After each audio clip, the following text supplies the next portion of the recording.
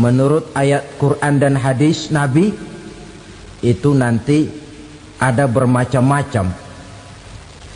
Ada orang beriman itu yang dimasukkan surga.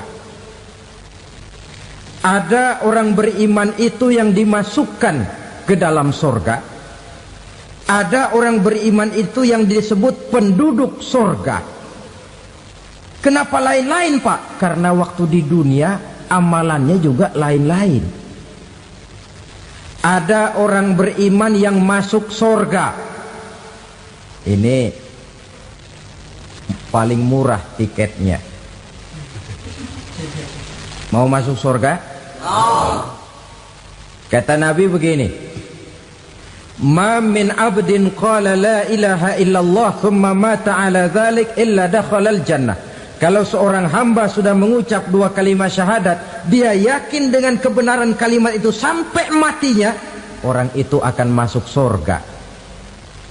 Abi Dzar yang waktu itu diajak bicara heran, ya Rasul kok gampang betul? Iya, walaupun orang itu mencuri, iya, walaupun orang itu berzina, iya, biar dia mencuri, biar dia berzina, kalau dia sudah mengucap dua kalimat syahadat, dia yakin dengan kebenaran kalimat itu sampai matinya, itu orang akan masuk surga. Jadi masuk surga cukup dua kalimat syahadat, yakin sampai mati, masuk surga. Itu perkara masuk. Tapi kalau pertanyaannya diterusin, masuknya kapan, Pak? Nah, ini lain lagi urusannya. Sebab ada yang masuknya itu langsung, ada yang mampir dulu. Di sana tempat cuma dua, kalau tidak surga, neraka. Mau ke surga tapi mampir dulu, yang mampirnya jelas di neraka. Kenapa? Dalam hadis qudsi ada riwayat, nanti itu di akhirat, setelah Allah selesai mengatur penduduk surga masuk surga, yang neraka masuk neraka, Allah berkata kepada malaikat Malik, malaikat Malik, labaik ya Allah, itu bajingan-bajingan tengik, manusia-manusia durjana yang waktu di dunia tidak mau sujud, jauh dari ulama, gemar melakukan yang munkarat dan maksiat, hidup di tengah masyarakat selalu jadi bibit keonaran, kufur, sudah masuk neraka semua. Sudah ya Allah. Nah, kalau sudah, coba sekarang kamu masuk, Malik. Saya, iya, masuk neraka. Mau apa ya Allah? Kata Allah, akhriju minan nar man kana fi qalbihi misqala habbatin min khardalin min iman. Kau masuk neraka, cari di dalam neraka orang-orang yang ada imannya walaupun kecil sebesar biji zarah, angkat mereka keluar. Masuk malaikat Malik ke neraka, cari orang yang ada imannya, korek-korek. Ya repot, udah pada gosong. Yang ada imannya diangkat ke atas, yang ada imannya diangkat ke atas, lalu dimandikan di Nahrul Hayat, namanya sungai kehidupan di akhirat nanti. Cakep lagi rupanya, bersih lagi wajahnya, apel di hadapan Allah. Kata Allah, bagaimana mas? Kapok nggak sampean? Kapok ya Allah. Nah, kalau kapok, idhab fadkhulil jannah, pergi masuk surga sana. Berangkat mereka ke surga, ketemu sama teman-temannya yang udah sampai lebih dulu, yang nggak pakai mampir lagi. Terjadi dialog. Kata teman-temannya yang udah pada nyampe duluan, mas, iya, emang baru sampai? Saya baru sampai. Memang mampir di mana dulu mas? Kita sudah lama sampai di surga. Saudara buka surah Al-Muddatsir ayat 34-35. Ma salakakum fis saqar? Kenapa kamu mampir di neraka Saqar? Qalu lam naku minal musallin. Mereka menjawab, kami mampir di neraka Saqar mas, gara-gara dulunya kami waktu di dunia tidak pernah sholat. Tidak pernah sholat? Tidak pernah. Kan rumahnya dekat masjid, cuma dekat doang mas. Sholat mah enggak saya. Enggak pernah ngasih makan fakir miskin, enggak pernah hadir di majelis taklim, pendeknya enggak pernah melakukan kebajikan, maka saya pun mampir di neraka sakor. Untung betul saya punya iman mas sedikit. Waktu hidup di dunia dulu saya pernah mengucap 2 kalimat syahadat, sekali-kalinya waktu mau kawin. Masya Allah. Untung saja kawin, kalau nggak kawin polos.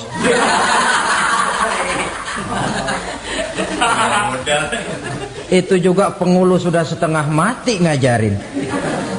Asyhadu alla, asyaduaan, asyaduaan.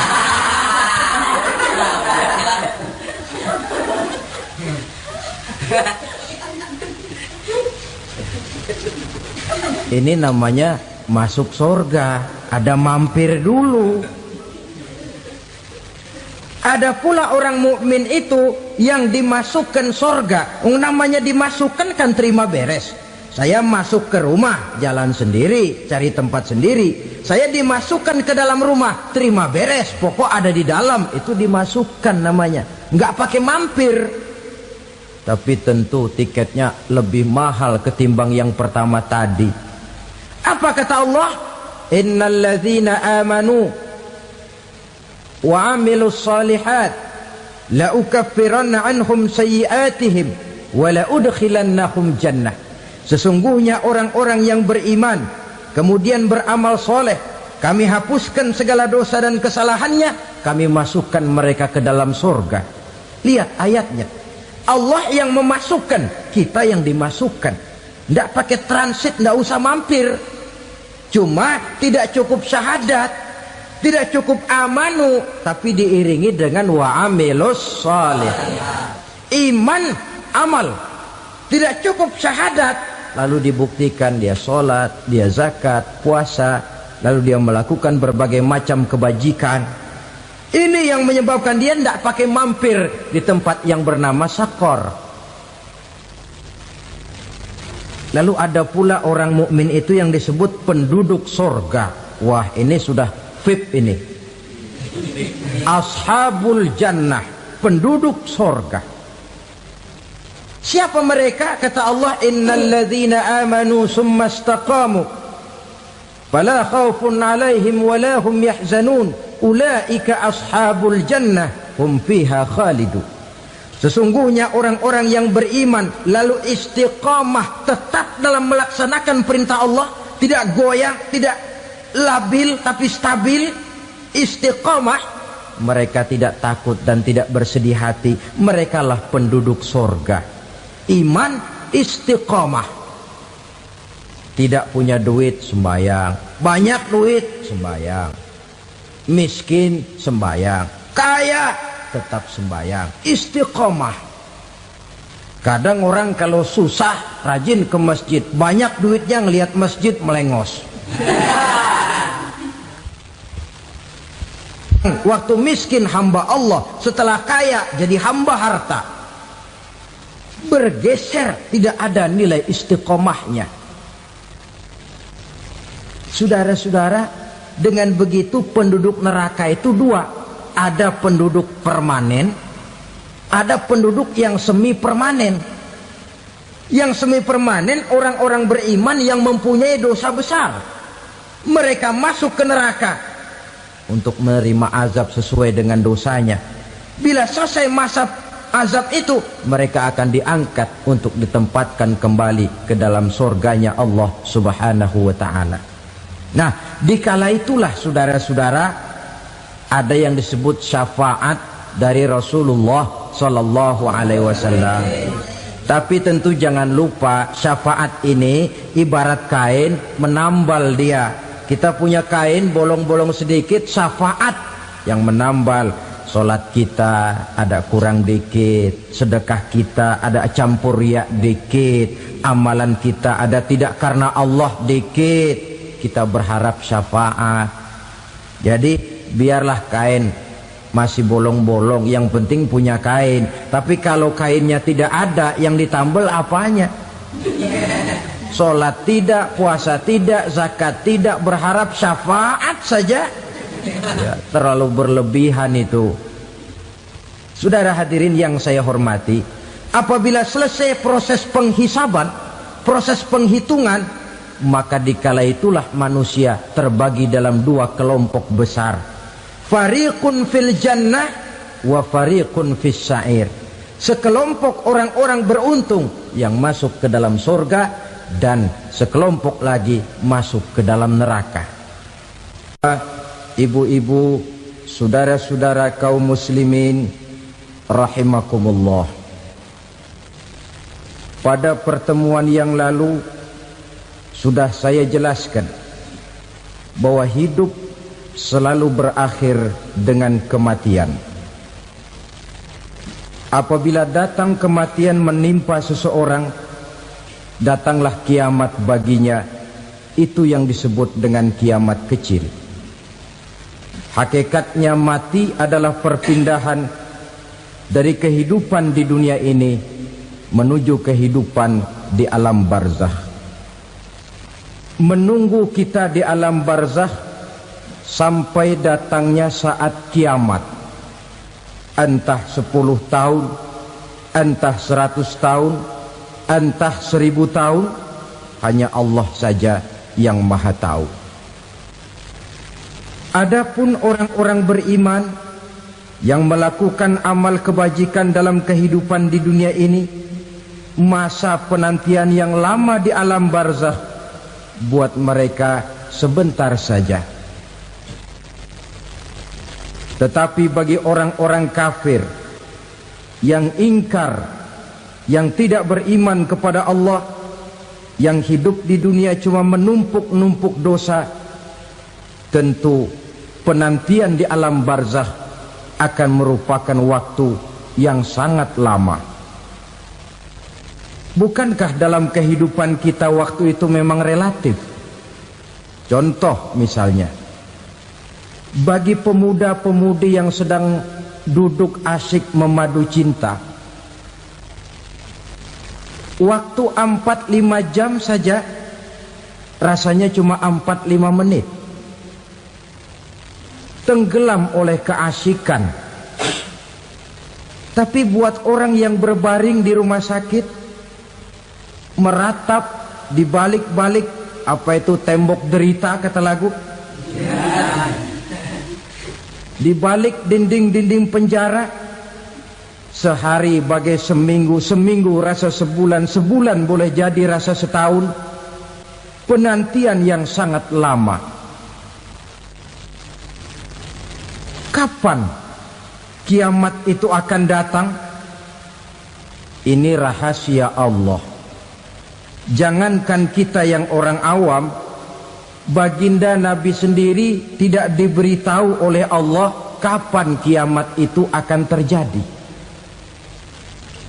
Tetapi sungguh pun demikian, banyak hadis-hadis yang menjelaskan ciri atau tanda-tanda datangnya kiamat. Nah, kalau sudah bicara soal tanda, tanda kiamat itu ada dua. Pertama yang disebut alamatus sughra, tanda-tanda kecil. Ini waktunya masih ada tenggang. Ada yang dinamakan alamatul kubra, tanda-tanda besar. Artinya kiamat sudah diambang pintu. Apa tanda-tanda kecil dari datangnya hari kiamat itu? Misalnya kata Nabi, apabila ilmu sudah diangkat oleh Allah, artinya apabila ulama sudah banyak wafat, minat orang belajar agama berkurang, lalu kebodohan nampak merajalela di mana-mana, zina dikerjakan secara terbuka, minuman-minuman keras jadi kebanggaan, itu termasuk di antara tanda-tanda kecil terjadinya hari kiamat. Apalagi misalnya iza waladatil ammatu rabbataha, apabila budak sudah melahirkan tuan. Apa maksudnya? Ada yang mentafsirkan apabila anak sudah bisa membudaki orang tuanya. Orang tua yang melahirkan dia, yang membesarkan dia, demi setelah si anak besar jadi orang berpangkat, bertitel, berharta, berkedudukan, jadilah orang tua itu budaknya. Sehingga sering dibilang kalau orang tua kaya, anak jadi raja. Tapi kalau anak yang kaya, orang tua sering jadi budak. Apalagi munculnya fitnah yang bergelombang, timbul perang antara dua bangsa yang besar, waktu berjalan terasa sangat pendek sekali. Itu merupakan tanda di antara tanda-tanda kiamat. Termasuk di dalamnya sulit membedakan mana laki, mana perempuan. Kan kalau tanda-tanda kayak begini sekarang sudah banyak kita lihat kan. Ulama banyak wafat, penggantinya sulit. Zina dikerjakan berterang-terangan, minuman keras jadi kebanggaan. Banyak anak membudaki orang tuanya, sulit membedakan mana laki mana perempuan. Kadang-kadang dari belakang kita lihat perempuan bener, begitu kita colek nengok jenggotan.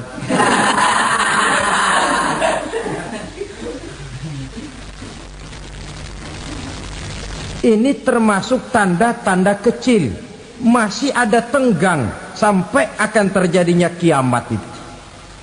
Nah, yang dimaksud dengan tanda-tanda besar, ini tanda besar artinya kiamat sudah diambang pintu.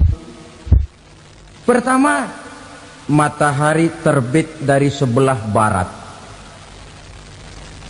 Apabila matahari sudah terbit dari arah sebelah barat, tertutuplah sudah pintu taubat. Bersabda Nabi kita, la taqumus sa'atu hatta tatlu'a syamsu min maghribiha. Tidak akan datang hari kiamat sampai matahari terbit dari arah sebelah barat.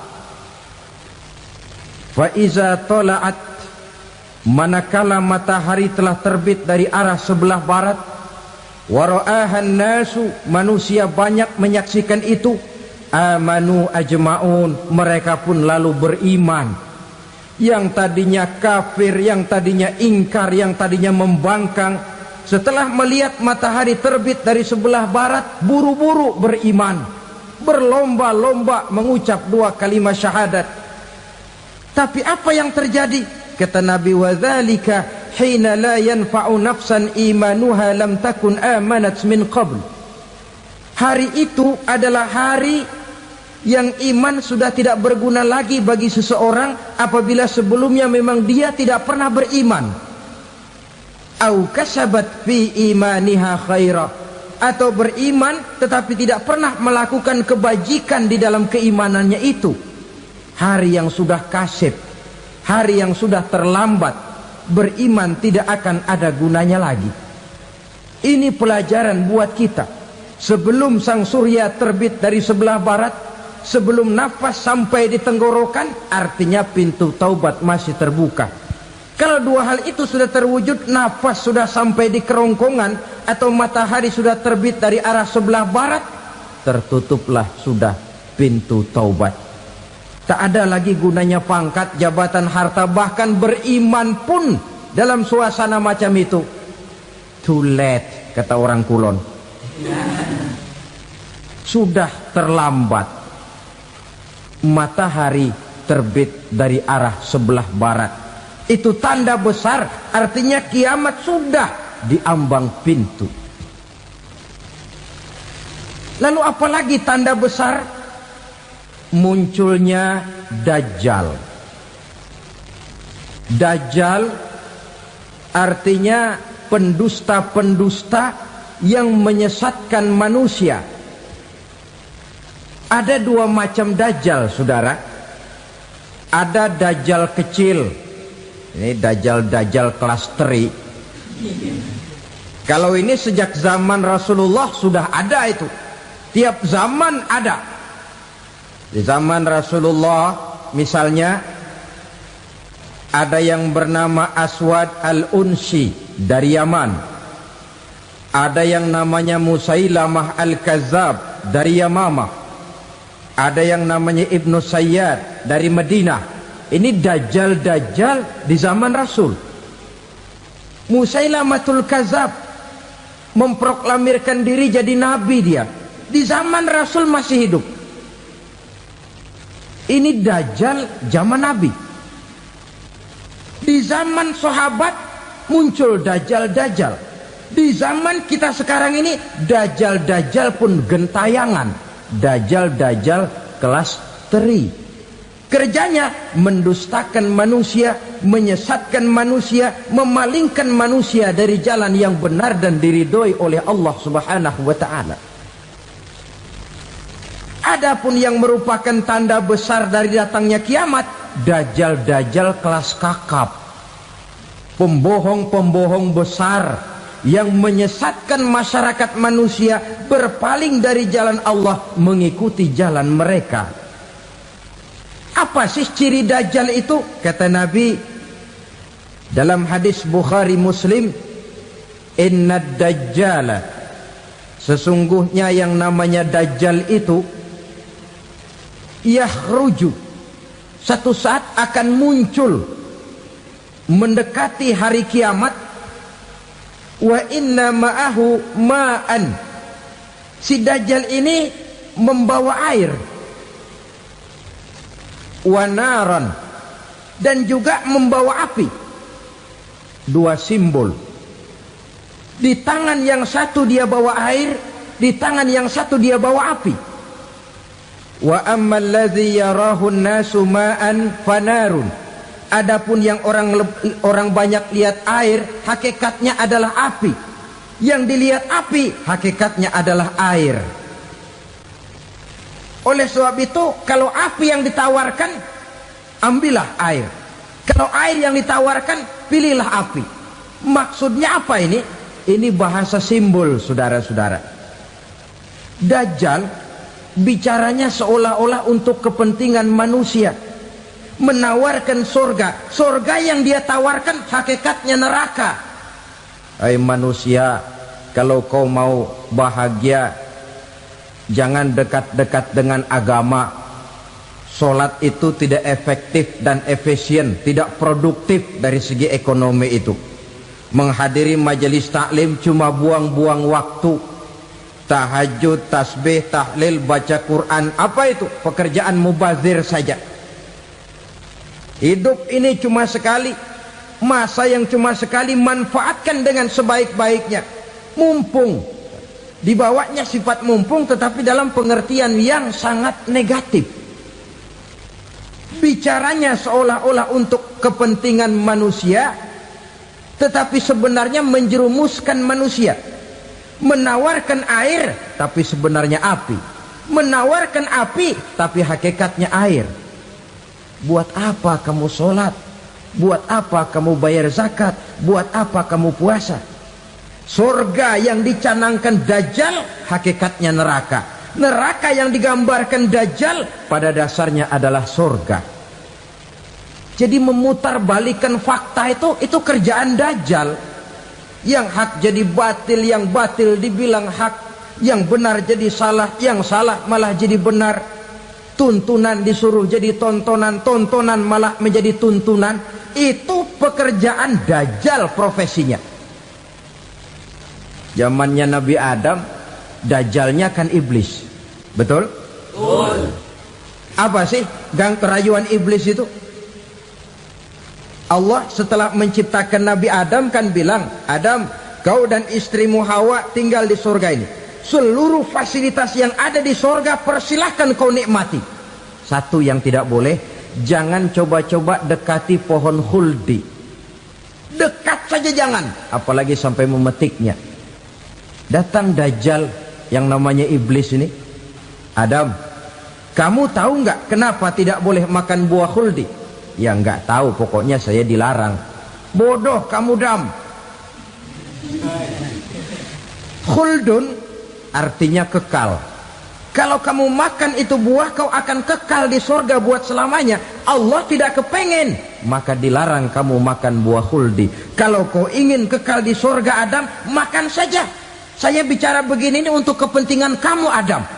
Ini kan ciri-ciri Dajjal. Bicaranya sih seolah-olah untuk kepentingan Nabi Adam, hakikat sebenarnya menjerumuskan Nabi Adam supaya ingkar dan melanggar larangan dari Allah Subhanahu wa ta'ala. Jadi setelah muncul Dajjal, timbul